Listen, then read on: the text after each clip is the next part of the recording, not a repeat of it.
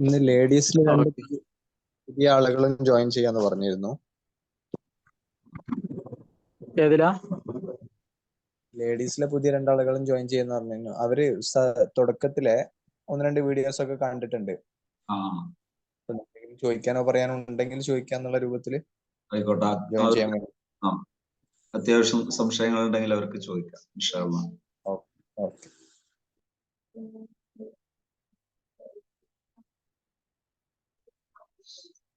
ബാംഗ്ലൂരില് തിരക്കുള്ള സമയമാണോ ഷോപ്പില്?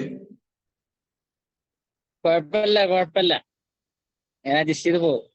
മാഷാ അല്ലാ. വരുമ്പോ അൽഹംദുലില്ലാ കുഴപ്പമൊന്നുമില്ല. ഓക്കെ. ഇന്ന് ഇത് നമ്മളെ ഇതില് ലൈനില് ഇനി വേണ്ടത് കർമ്മപദത്തിലേക്ക് ഇറങ്ങലാണ് ഇനി നമുക്ക് വേണ്ടത്. അതിന് ആവശ്യമായ പ്രൊഡക്റ്റ് പർച്ചേസിങ്ങും പിന്നെ ഒബ്ജക്ഷൻ ഹാൻഡിലിംഗ് ആണ് രണ്ടാമത്തെ ഒരു കാര്യം. അതായത് ഒബ്ജക്ഷൻ ഹാൻഡിലിംഗ് എന്ന് പറഞ്ഞാല് ഒരു വിഷയത്തിൽ ഇടപെടുമ്പോ കുറെ സംശയങ്ങൾ വരും. ഇനി അതുപോലെ കുറെ ആക്ഷേപങ്ങള്, സംശയങ്ങള്, ആരോപണങ്ങള്, അങ്ങനെ പ്രതിസന്ധികൾ വരും. ആ പ്രതിസന്ധികൾ ലീഡ് ചെയ്യാൻ തന്നെയാണ് ഇനി പഠിക്കേണ്ടത്. മറ്റൊന്ന് ഇൻവിറ്റേഷൻ ആണ്. ഇൻവിറ്റേഷൻ എന്ന് പറഞ്ഞാൽ ഒരാളെ പരിചയപ്പെടുത്തുന്നതിന് അതിൻ്റെതായ ഒരു റൂട്ട് ഉണ്ട്. ഇപ്പൊ നമ്മള് ഈ മൈ ലൈഫിലെ പ്രൊഡക്റ്റുകളൊക്കെ ആണെങ്കിൽ അതിന് കൂടുതൽ പരിചയപ്പെടുത്താനൊന്നുമില്ല. ഓരോ പ്രൊഡക്റ്റുകൾ എന്താണെന്ന് മനസ്സിലായി, ഇതിന്ന പ്രൊഡക്റ്റ് ആണ്, ആവശ്യമുള്ളവർക്ക് കൊടുക്കാം. എന്നിട്ട് എന്ത് ചെയ്യാം, പിന്നെ അവർക്ക് അത് നമ്മൾ ആ സാധനം കുറച്ച് പർച്ചേസ് ചെയ്ത് വെച്ചാൽ മതി. ഒരു 2 or 3 അല്ലെങ്കിൽ 5000 രൂപ വരെയൊക്കെ പർച്ചേസ് ചെയ്ത് വെക്കുന്നതുകൊണ്ട് തെറ്റില്ല. ആവശ്യമുള്ള സാധനങ്ങൾ, നമുക്ക് അത്യാവശ്യമുള്ളത് എന്ന് തോന്നുന്ന സാധനങ്ങൾ പർച്ചേസ് ചെയ്ത് വെച്ചിട്ട് ആവശ്യക്കാർക്ക് കൊടുക്കുകയും ആവശ്യാനുസരണം കുറച്ചും കൂടി അതിങ്ങനെ സ്റ്റോക്ക് വികസിപ്പിച്ചെടുത്താൽ മതി. പിന്നെ ഹെർബ ലൈഫിലെ പ്രൊഡക്റ്റുകളും ഒന്നിനൊന്നും വെച്ചുള്ള പ്രൊഡക്റ്റുകളാണ്. ആ പ്രൊഡക്റ്റുകളും നമുക്ക് അത്യാവശ്യം പർച്ചേസ് ചെയ്ത് വെച്ചിട്ട് നമുക്ക് എന്ത് ചെയ്യാം, ഇതിലേക്ക് പോകാം. പിന്നെ വരേണ്ടത് പ്ലാൻ ആണ്. ഇൻഷാ അല്ലാഹ് നെക്സ്റ്റ് വീക്ക് മുതൽ നമുക്ക് പ്ലാനിലേക്കാണ് പോകുന്നത്. പ്ലാനിന്റെ ആ ഓരോ നമുക്കിപ്പോ ആവശ്യമുള്ള 1ാം ഘട്ടം നമ്മൾ മനസ്സിലാക്കിയിരിക്കേണ്ട പ്ലാനിന്റെ അതിന്റെ ഗുണങ്ങൾ അല്ലെങ്കിൽ പ്ലാനിലെ പ്രധാന വശങ്ങൾ, അതാണ് ഇൻഷാ അല്ലാഹ് അടുത്ത വർഷം പറയാനുള്ളത്. ഈ പ്രാവശ്യം നിങ്ങളോട് ഒറ്റ വാക്കേ പറയാനുള്ളത്, നമ്മൾ പ്രൊഡക്റ്റുകൾ പർച്ചേസ് ചെയ്യുക, അതിന്റെ റീറ്റെയിലിങ്ങിലേക്ക് ഇറങ്ങുക എന്നുള്ളതാണ്. പിന്നെ അതുമായി ബന്ധപ്പെട്ട ഡൗട്ടുകളോ സംശയങ്ങളോ ആശങ്കകളോ ഉണ്ടെങ്കിൽ അത് സംസാരിച്ചാൽ ഞാൻ അത് ക്ലിയർ ആക്കിയിട്ട് ഇൻഷാ അല്ലാഹ് ഇന്നത്തെ ഒരു സംശയം ചോദിക്കട്ടെ? ഓക്കെ. പിന്നെ കഴിഞ്ഞ ആഴ്ചത്തെ മീറ്റിംഗിലെ ഒരു സംശയം ചോദിച്ചിരുന്നു. നമ്മളെ ഈ ഇതിന്റെ രൂപങ്ങൾ എങ്ങനെയൊക്കെയാന്നുള്ളത്, അതായത് പ്രചരണത്തിന്റെ 2 മാർഗങ്ങളാണ് പറഞ്ഞത്. ഒന്ന് നമ്മൾ വ്യക്തിപരമായിട്ടുള്ള നേരിട്ടുള്ള നമ്മളെ 1 to 1. രണ്ടാമത്തത് സ്റ്റാറ്റസ്. അപ്പൊ ഇനിയും വേറെ എന്തെങ്കിലും മെത്തേഡുകൾ ഉണ്ടോ നമുക്ക് അതൊക്കെ ഒന്ന് ആഡ് ചെയ്യാൻ? അതെ, ഈ കുറെ മെത്തേഡുകൾ ഉണ്ട്. മറ്റൊന്നാണ് ഇപ്പോ മൈ ലൈഫിൽ വ്യാപകമായി ഉപയോഗിക്കുന്ന അവരുടേതായ ഒരു ശൈലിയാണ് ഹോം ഷോപ്പി എന്ന് പറയുന്ന ഒരു പ്രോഗ്രാം. ഒരു മെത്തേഡാണത്. ഹോം ഷോപ്പി എന്ന് പറഞ്ഞാല് നമ്മുടെ വീടുകളിലോ അല്ലെങ്കിൽ നമ്മുടെ നിലവിലുള്ള ഒരു സ്പേസ്, ഒരു സ്ഥലം, അവിടെ ഇതിന്റെ ഒരു പ്രൊഡക്റ്റുകൾ കുറച്ച് സംഭരിച്ചിട്ട് ചെറിയൊരു പ്രോഗ്രാം വെച്ചിട്ട് ഈ പ്രൊഡക്റ്റുകളെ കുറിച്ച് ഇത് കൊടുക്കുക എന്നുള്ളതാണ് അതിന്റെ ഒരു ടൂൾ. മറ്റൊരു സാധനം ഇപ്പോ സ്റ്റാറ്റസ് വർക്ക് എന്ന് പറയുന്നത് ഒരാൾക്കും അവഗണിക്കാൻ കഴിയാത്തതും അതേ സമയത്ത് അതിന്റെ ഗൗരവം ഒന്ന് മനസ്സിലാക്കേണ്ട ഒരു വശം തന്നെയാണ്. ഞാൻ ജസ്റ്റ് ഒന്ന് സ്റ്റാറ്റസ് വർക്കിനെ കുറിച്ച് ഒന്നും കൂടി ഒന്ന് പറയാം. അതായത് ഞാന് സ്റ്റാറ്റസ് മാത്രം ഉപയോഗിച്ചിട്ട് ഒരു മാസം 50,000 രൂപ വരെ വരുമാനം ഉണ്ടാകുന്ന രീതിയിൽ ഇത് ചെയ്തുറപ്പിച്ചിട്ടാണ് ഞാനത് സക്സസ് ആണ് എന്ന് പറഞ്ഞത്. അത് തന്നെ അതിന്റെ ലോ ലെവൽ കൃത്യമായി അതിന്റെ ആ ലെയറുകൾ, അതിന്റെ അച്ചടക്കങ്ങൾ പാലിച്ചുകൊണ്ടാണ് നമ്മൾ ചെയ്യുന്നതെങ്കിൽ, അതായത് എല്ലാ ദിവസവും 1 മണിക്കൂറെങ്കിലും അതിന് കൊടുക്കുന്ന രീതിയിലാണ് ചെയ്യുന്നതെങ്കിൽ എന്തായാലും ആ സ്റ്റാറ്റസ് വർക്ക് വർക്ക്ഔട്ട് ആവും. നമുക്കൊരു മാസം സ്റ്റാറ്റസ് വെക്കുമ്പോ നമ്മൾ ശ്രദ്ധിക്കേണ്ട വിഷയങ്ങൾ എങ്ങനെയാണ്? ഉസ്താദിന്റെ സക്സസ് പറഞ്ഞില്ലേ, അതെ, അത് നമുക്ക് എങ്ങനെ കൊണ്ടുവരാം എന്ന് ഷെയർ ചെയ്യാൻ കഴിയും? അതില് എല്ലാ ദിവസവും ഒരു 3, 4, 5 നേരം വരെ അലാറം വെക്കുക. ആ അലാറം വെക്കുന്ന ആ സമയത്ത് സ്റ്റാറ്റസ് പോസ്റ്റ് ചെയ്യുക. വ്യത്യസ്തമായ ഒരു 5 പോസ്റ്റ് പിന്നെ സ്റ്റാറ്റസ് എങ്കിലും പോസ്റ്റ് ചെയ്യുക. ഞാൻ സ്റ്റാറ്റസ് അന്ന് വെച്ചിരുന്നത് വെയിറ്റ് ലോസിന് പ്രോത്സാഹിപ്പിക്കുന്ന ജസ്റ്റ് ഒരു ഫോട്ടോ അല്ലെങ്കിൽ ഒരു റൈറ്റിംഗ് മെസ്സേജ്. വെയിറ്റ് ലോസിന്റെ മഹത്വം, അതായത് എല്ലാ രോഗങ്ങളുടെയും ഉറവിടം അമിതവണ്ണമാണ്. എല്ലാ അമിതവണ്ണം ലോകോത്തര നിലവാരമുള്ള പ്രൊഡക്റ്റുകളുടെ സഹായത്തോടെ സുരക്ഷിതമായി നമുക്ക് പരിഹരിക്കാം. അപ്പൊ ഇങ്ങനെ വരുന്നൊരു ഐറ്റം അത് മെസ്സേജ് ഇടുമ്പോൾ ഓട്ടോമാറ്റിക്കലായിട്ട് അത് കാണുന്ന ആവശ്യക്കാര് സ്വാഭാവികമായിട്ട് നമ്മളെ കണക്ട് ചെയ്യും. അങ്ങനെയാണ് ഒന്ന്. രണ്ടാമത്തത്, ഈ കണ്ട ആൾക്കാരെ നമ്മൾ ജസ്റ്റ് കണക്ട് ചെയ്യാൻ അങ്ങോട്ട് തുടങ്ങും. കണക്ട് ചെയ്യുന്ന സമയത്ത് എല്ലാവരോടും അങ്ങോട്ട് പോയി പറഞ്ഞോളന്നില്ല. ജസ്റ്റ് ഓരോരുത്തരായിട്ട് ബന്ധങ്ങൾ ഇങ്ങനെ പുലർത്തിക്കൊണ്ടേയിരിക്കും. ബന്ധം പുലർത്തുന്ന സമയത്ത് സ്വാഭാവികമായും ആവശ്യക്കാര് നമ്മൾ ആവശ്യക്കാരിലേക്ക് എത്തുന്ന ഒരു സിറ്റുവേഷൻ സുഖമായിട്ട് ഉണ്ടായിത്തീരുന്നുള്ളതാണ് അതിന്റെ. സ്റ്റാറ്റസ് റൈറ്റ് അപ്പ് ആണോ അതല്ല ഇമേജ് നല്ലത്? രണ്ടും വേണം എന്നുള്ളതാണ് എന്റെ കാഴ്ചപ്പാട്. കാരണം ചില ആൾക്കാർക്ക് ഈ സ്പീഡ് കുറവ് നെറ്റുള്ള സ്ഥലത്താണെങ്കിൽ ഇമേജ് ഡൗൺലോഡ് ആവില്ല സ്റ്റാറ്റസിൽ. അതേ സമയത്ത് ഈ റൈറ്റപ്പ് ആവുമ്പോ ഏത് ലോ ഇതിലാണെങ്കിലും എന്ത് ചെയ്യും, റൈറ്റപ്പ് കാണും സ്റ്റാറ്റസിൽ. സ്റ്റാറ്റസ് ഇത് കുറവുള്ള ആൾക്കാരുടെ സ്റ്റാറ്റസ് ഫുൾ ആയിട്ട് ഇങ്ങനെ കാണൂല. ഏത് നെറ്റിന്റെ സ്പീഡ് കുറവുള്ള സ്ഥലവും മറ്റൊക്കെ ആണെങ്കിൽ അവര് ഇമേജ് പെട്ടെന്ന് കാണൂല.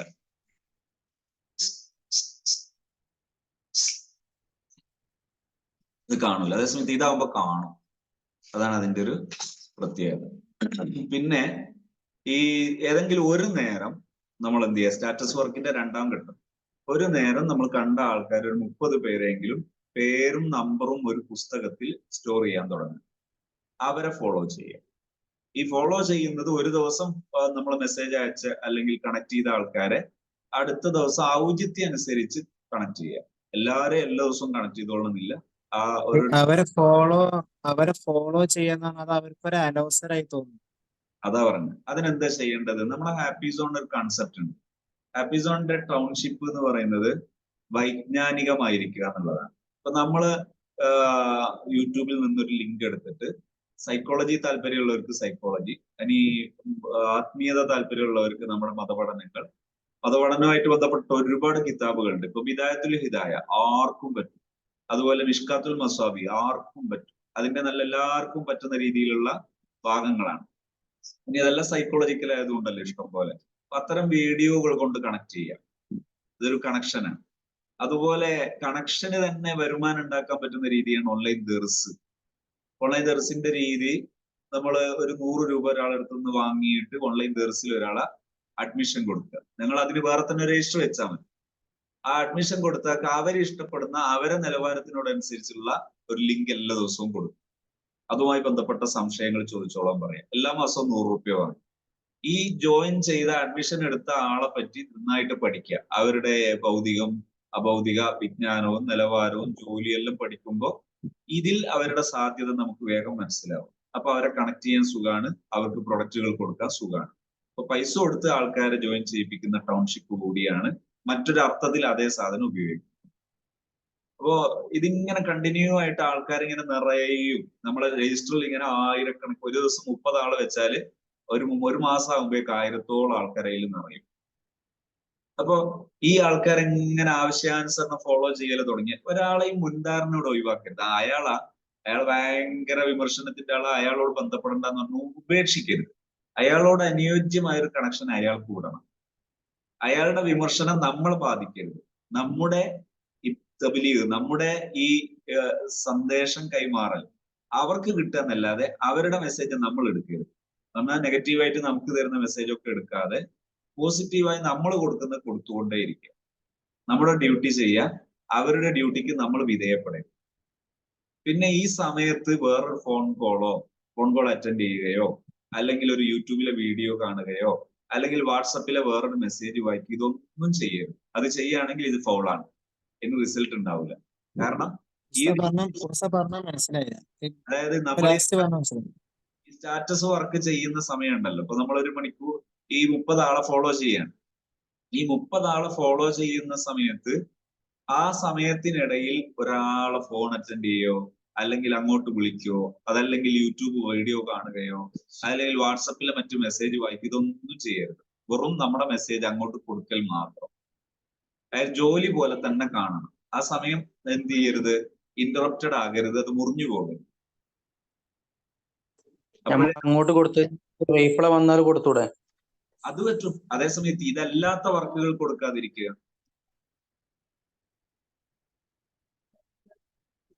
ഒരു ഓഫീസ് ജോലിയൊക്കെ പോലെ തന്നെ കാണും. വർക്ക് അറ്റ് ഹോം അല്ലേ? അതെ അതെ, വർക്ക് അറ്റ് ഹോം, ഷുവർ. അതെ.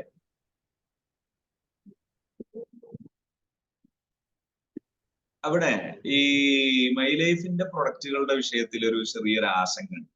ഹെർബലൈഫിന്റെ ഇന്ത്യയിൽ എവിടെ വേണമെങ്കിലും നമുക്ക് ഓർഡർ ചെയ്താൽ അവിടെ എത്തിക്കോളും എന്ന് മാത്രമല്ല, ഹെർബലൈഫിൽ ഓർഡർ ചെയ്യുമ്പോൾ മറ്റൊരു സുഖം, കസ്റ്റമർ ഡയറക്റ്റ് ഓർഡർ എന്ന് പറഞ്ഞൊരു കൺസെപ്ഷൻ ഉണ്ട്, ഒരു രീതിയുണ്ട്. ഞാൻ ജസ്റ്റ് ഒന്ന് സ്ക്രീൻ ഷെയർ ചെയ്ത് കാണിച്ചു.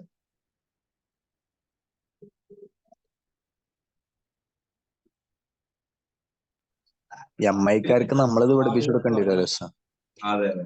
അപ്പോ പിന്നെ ഇതിലെന്താ സുഖം എന്ന് പറഞ്ഞാൽ, കസ്റ്റമർ ഡയറക്റ്റ് ഇത് കൊടുത്തു കഴിഞ്ഞാല് MRP ബില്ല് അവർക്ക് കിട്ടുക.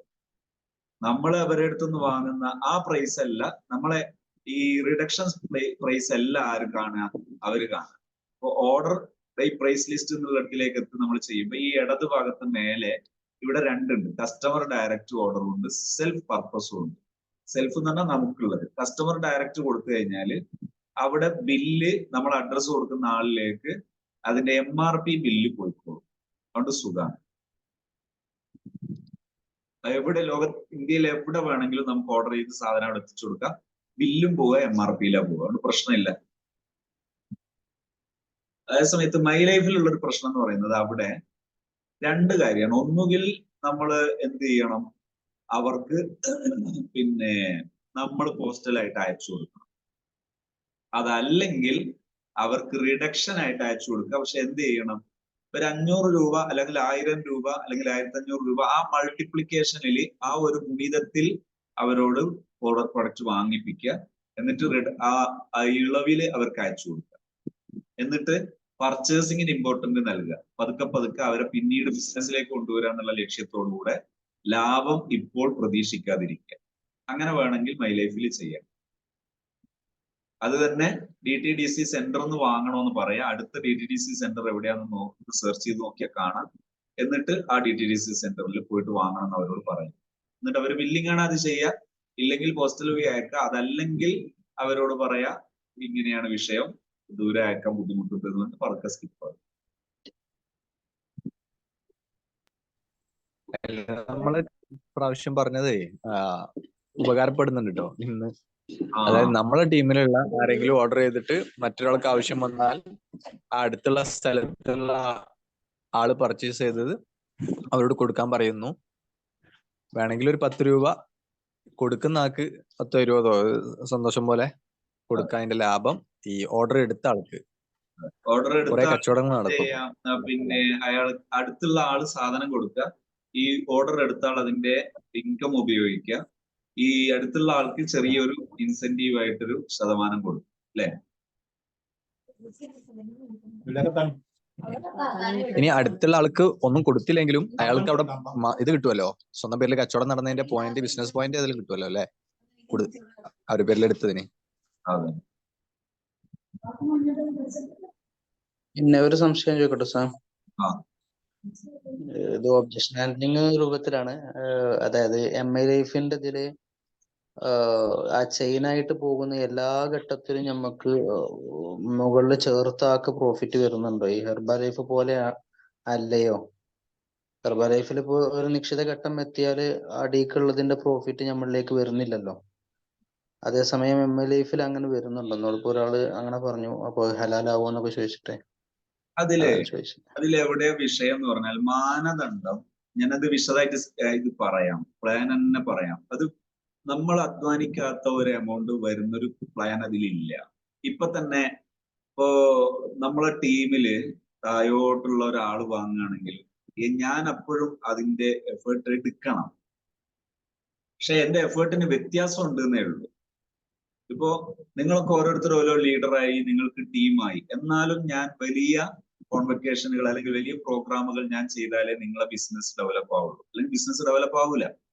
അപ്പോ എപ്പോഴും ഒരു വർക്ക് ആവശ്യമാണ്. അവിടെ എന്താ വിഷയം എന്നറിയോ? താഴെ ഒരാളുടെ പൈസ നമുക്ക് തരുമ്പോഴേ പ്രശ്നം. അങ്ങനെ ഒരു സംഭവം ഇല്ല. ആ കൺസെപ്റ്റ് ആണ് പ്രശ്നം. എത്ര താഴെ വന്നാലും ആ താഴെ വന്ന ആളുടെ ക്യാഷ് ഒരിക്കലും നമുക്ക് തരൂല. പിന്നെ ഏത് ക്യാഷേ തരുള്ളൂ? കമ്പനിക്ക് മിൽക്കായ ക്യാഷ് കമ്പനി നമുക്ക് തരുന്നേ ഉള്ളൂ, അല്ലാതെ വേറൊരാളുടെ ക്യാഷ് നമുക്ക് തരുന്നില്ല. നമ്പർ 1. ഇവിടെ മറ്റൊരാളുടെ ക്യാഷ് തരിക എന്നുള്ളതാണ് പ്രശ്നം. അത് ഇവിടെ തരുന്നില്ല. രണ്ടാമത്തത്, കമ്പനിയും നമ്മളും തമ്മിലുള്ള ഡിസ്ട്രിബ്യൂഷൻ ഷിപ്പിന്റെ മാനദണ്ഡം എന്ന് പറയുന്നത്, നമ്മൾ ത്രൂ താഴോട്ട് കമ്പനിക്ക് വരുമാനം കിട്ടിയാൽ അതില് കമ്പനിക്ക് പരുക്കില്ലാത്ത ശതമാനം തീരുമാനിച്ചിട്ടുണ്ട്. ആ ശതമാനം നമുക്ക് തരുന്നു. അതിൽ കമ്പനിയാണ് നമുക്ക് തരുന്നത്. അതും കമ്പനിക്ക് ലാഭം കിട്ടിയതിന് ശേഷം നമ്മൾ ത്രൂ ആണ് എന്നുള്ള ഡോക്യുമെന്റേഷൻ ആണ്. എന്താണ് ഡോക്യുമെന്റേഷൻ? നമ്മൾ ID മുഖേനയാണ് വന്നതെന്ന് കാണാം. അപ്പൊ അതാണ് അതിന്റെ മാനദണ്ഡം. അതിൽ എവിടെയും ഒരു ചെറിയ ശുഭഹത്ത് പോലും വരില്ല. മര്യാദ കിട്ടുന്നുണ്ടോ? ഇപ്പോ നമ്മളെ അടിയിൽ ഒരു 1000 ആളായാലും അത്രയൊക്കെ അതിന്റെ ഒക്കെ ഇത് നമുക്ക് വരുമോ? അതായത് അതിന് മാനദണ്ഡം ഉണ്ട്. മാനദണ്ഡം എന്ന് പറഞ്ഞാൽ നമ്മൾ മുഖേന ഇത്ര സ്റ്റെപ്പ് വരെ എന്ത് ചെയ്യും, അതിന്റെ പോയിന്റ് ഡയറക്റ്റ് നമ്മളിലേക്ക് വരും. അതേ സമയത്ത് ബാക്കിയുള്ളതൊക്കെ ഓരോ റോയൽറ്റി, അതുപോലെയുള്ള ഓരോരോ പിന്നെ സ്ഥാനങ്ങൾക്കനുസരിച്ചുള്ള റോയൽറ്റി പോലെയുള്ള ഇൻകങ്ങളാണ്. അതായത് ഓരോ സ്ഥാനത്തെത്തുന്ന സമയത്ത് കമ്പനിക്ക് കൂടുതൽ ഇൻകം വരും. അപ്പൊ കമ്പനിയുടെ നിശ്ചിത ശതമാനം നമുക്ക് വരും. അവിടെ ഒന്നൊന്നില്ല, ഒരു അധ്വാനരഹിതമായി വരുന്നതല്ല എന്നുള്ളത് കറക്റ്റ് ബോധ്യം ആ വർക്ക് ചെയ്യുന്ന സമയം. അവിടെ 2 പോയിന്റാണ് മനസ്സിലാക്കേണ്ടത്. ഒന്ന്, ഒരിക്കലും മറ്റൊരാളുടെ ക്യാഷ് നമുക്ക്, മറ്റൊരു വ്യക്തിയുടെ ക്യാഷ് നമുക്ക് കിട്ടുന്ന ഒരു സാഹചര്യമേ ഇല്ല. കമ്പനി പ്രൊഡക്റ്റ് വിറ്റിട്ട് കമ്പനിക്ക് മിൽക്കായ ക്യാഷ്, അത് മാത്രമേ നമുക്ക് തരുന്നുള്ളൂ. 2, നമ്മൾ ത്രൂ കമ്പനിക്ക് ലാഭം കിട്ടുമ്പോൾ അതിന്റെ നിശ്ചിത മാനദണ്ഡം അതും കമ്പനിക്ക് പരുക്കില്ലാതെ നമുക്ക് തരാവുന്നതേ അവിടെ വരുന്നുള്ളൂ. ഈ 2 കാര്യം പറയുന്നതോടുകൂടെ ആ ഒരു സാധ്യത അവിടെ അവസാനിച്ചു. ആ പ്രശ്നം വരുന്നത് തന്നെ എവിടെയാന്ന് പറഞ്ഞാൽ മറ്റൊരാളുടെ അധ്വാനം നമ്മളിൽ വരിക എന്നുള്ളതാണ്. ഇങ്ങനൊരു പ്രശ്നം അവിടെ ഉദിക്കുന്നേ ഇല്ല. രണ്ടാമത്തെ കാര്യം എന്താ പറഞ്ഞു മനസ്സിലായി? ഞാൻ റെക്കോർഡ് തരാം കേട്ടോ. അതായത്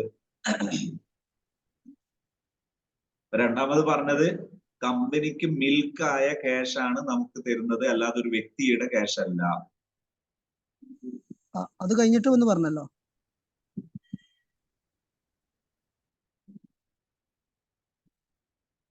അതായത് ഓരോ സമയത്തും നമുക്ക് അധ്വാനിക്കേണ്ട അധ്വാനങ്ങളുണ്ട്. ആ അധ്വാനത്തിന്റെ മുഖാബിലാണ് നമുക്ക് എന്ത് ചെയ്യുന്നത്, അതിന്റെ അധ്വാനത്തിന്റെ പേരിലാണ് ശരിക്കും നമുക്കിത് കിട്ടുന്നത്.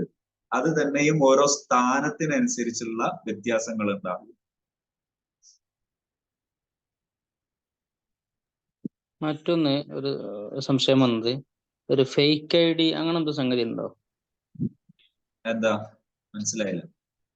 അതായത് നമ്മൾ കൂടുതൽ പൈസക്ക് പർച്ചേസിങ് ചെയ്യുകയാണെങ്കിൽ ആ പർച്ചേസിങ്ങും കൂടി നമുക്ക് ബെനിഫിറ്റ് ആക്കുന്ന രൂപത്തിൽ, അതായത് DP പ്രൈസിന് കിട്ടുന്നതിലുപരി നമുക്ക് ആ പർച്ചേസും കൂടി നമ്മളുടെ ഇതിൽ എന്താ പോയിന്റോ മറ്റൊക്കെ കയറുന്നതിന് വേണ്ടി നമ്മളുടെ പാൻ കാർഡ് തന്നെ വെച്ചിട്ട് 2 or 3 ഒക്കെ ഫേക്ക് ID എടുക്കാൻ പറ്റും, അങ്ങനെ ഒന്ന് പറഞ്ഞു. എന്താ സംഗതി അറിയാം? ഉണ്ടോ സംഗതി?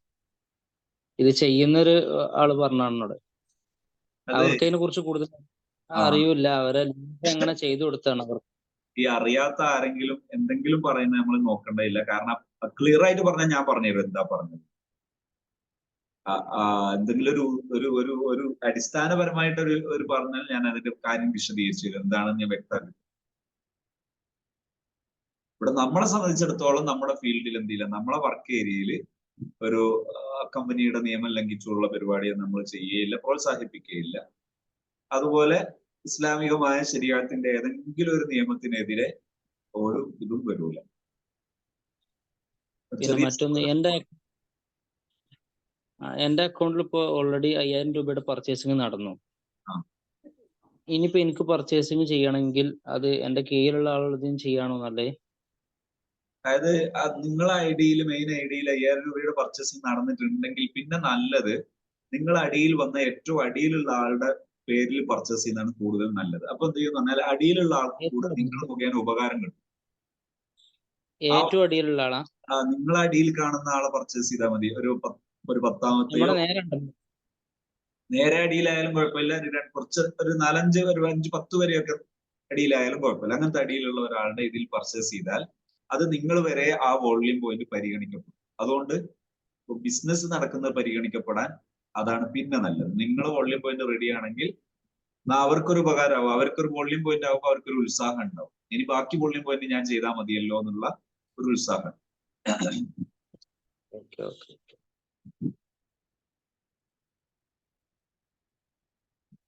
അതായത് നമ്മുടെ ID ഒരു വർഷത്തിനിടയിൽ ആക്റ്റീവ് ആകാൻ 5000 രൂപയുടെ പർച്ചേസിംഗ് ആണ് ഒരു ഐഡിയിൽ നടക്കേണ്ടത് ഒരു വർഷത്തിനിടയിൽ.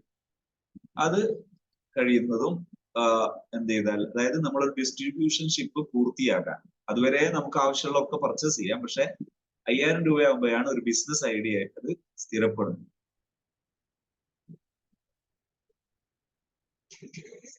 നമുക്ക് ഇൻഷാ അള്ളാ കൂടുതൽ എന്തെങ്കിലും അത്യാവശ്യമുള്ള ഉണ്ടെങ്കിൽ വേഗം ചോദിച്ചാല് നമുക്ക് ഇനി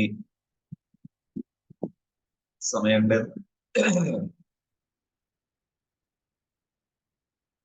ഈ ഇടക്കിടക്ക് പകൽ സമയത്തൊക്കെ ഒഴിവുള്ളപ്പോഴൊക്കെ ഇതുപോലെ സെഷൻ ഇടും. ഒഴിവുള്ളവരൊക്കെ അതിലൊക്കെ പങ്കെടുത്താല് നമുക്ക് പെട്ടെന്ന് ഡെവലപ്പ് ചെയ്യാം. അതുപോലെ പേഴ്സണലായി നിങ്ങൾക്ക് കോണ്ടാക്ട് ചെയ്യാൻ, സംശയങ്ങളൊക്കെ തീർക്കുക. വേഗം കളത്തിലേക്ക് ഇറങ്ങുക, സമയം പരമാവധി ഉപയോഗിക്കുക.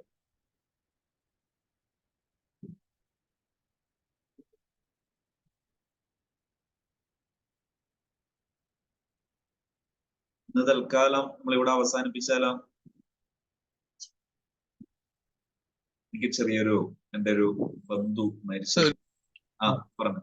നേരത്തെ പറഞ്ഞ വർക്കുകളെ രീതി പറഞ്ഞില്ലേ, സ്റ്റാറ്റസ് വർക്ക്, അതുപോലെ പിന്നെ home Shopee, status work, home Shopee, പിന്നെ 1 to 1 മറ്റ് ഏത് രീതിയായിരുന്നു? പിന്നെ ഒരു ഫീൽഡ് വർക്ക് അല്ലേ ഉള്ളത്? പിന്നെ ഏത് രീതി ഉണ്ട്? ഫീൽഡ് വർക്ക് ഉണ്ട്, പ്ലെയർ വർക്ക് ഉണ്ട്, അതുപോലെ പിന്നെ ടീ പാർട്ടി ഉണ്ട്. അങ്ങനെ കുറെ പ്രോഗ്രാമുകൾ ഇനിയും ഉണ്ട്. ഇൻഷാ അല്ലാഹ് ഒരു 10-ലധികം ടൂൾ നമ്മൾ ഡെവലപ്പ് ചെയ്ത് തന്നെ, നമ്മൾ പ്ലാൻ ചെയ്ത് തന്നെ ഉണ്ട്. ഇൻഷാ അല്ലാഹ് പരിചയപ്പെടുത്തും.